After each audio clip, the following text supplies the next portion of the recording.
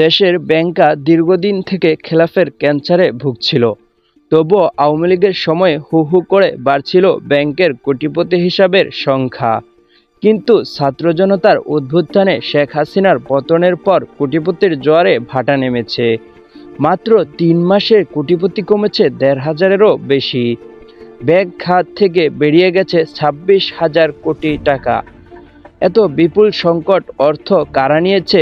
উত্তোলনকৃত টাকা দিয়ে তারা কি করেছে এবং কি এমন ঘটল যে তাড়াতাড়ি ব্যাংক থেকে টাকা তুলে নিতে হলো?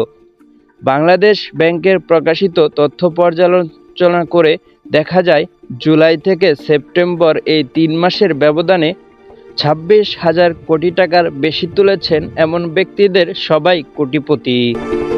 অন্যদিকে জমা টাকা উত্তোলন করার কারণে ১৫০০-এরও বেশি সংখ্যক মানুষ ব্যাংকে হিসাবে কোটি টাকার নিচে নেমে গেছে বিপুল সংখ্যক ধনী। তাদের জমানো টাকা ব্যাংক থেকে তুলে ফেলেছেন। দেশে নাকি বিনিময় পরিস্থিতি ভালো নয়, ব্যবসা বাণিজ্যের অস্থিরতা বিরাজমান। তাহলে ধনীরা এত টাকা কি করেছেন? এসব প্রসঙ্গে ব্যাংককদের সাথে কথা বলে জানা গেছে, উত্তোলনকৃত অর্থ আওয়ামী লীগের নেতাকর্মী ও দলটির সঙ্গে ঘনিষ্ঠ ব্যক্তিরা উঠিয়েছেন বলে তাদের বদ্ধমূল ধারণা। দালিলিকভাবে এ তথ্য প্রমাণ করা সম্ভব নয়, কারণ ব্যাংকের গ্রাহক হিসাবে সংশ্লিষ্ট তথ্যে রাজনৈতিক পরিচয় উল্লেখ করা থাকে না। ভারতে পালিয়ে যাওয়ার সময় তারা এসব অর্থ নিয়ে গেছে বলে গুঞ্জন রয়েছে।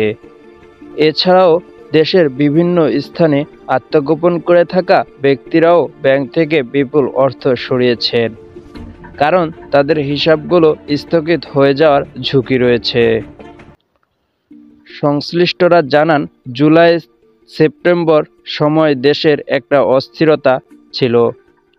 আগের সরকারের কয়েকটি ব্যাংকের দুর্বলতা প্রকট আকার ধারণ করলেও এতদিন সেটা প্রকাশ করা হয়নি।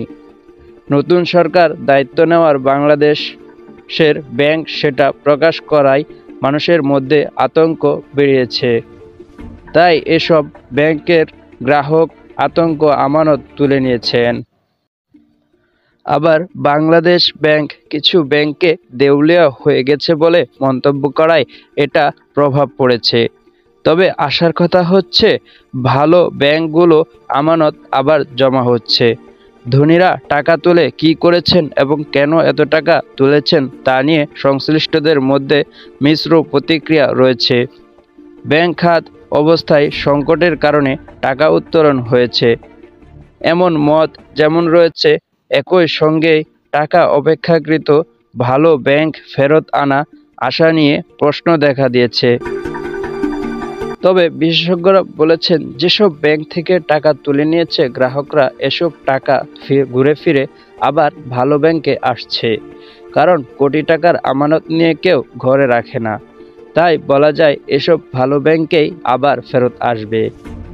সুলাইমান হোসেন সাদিক, উন্মুক্ত বাংলা।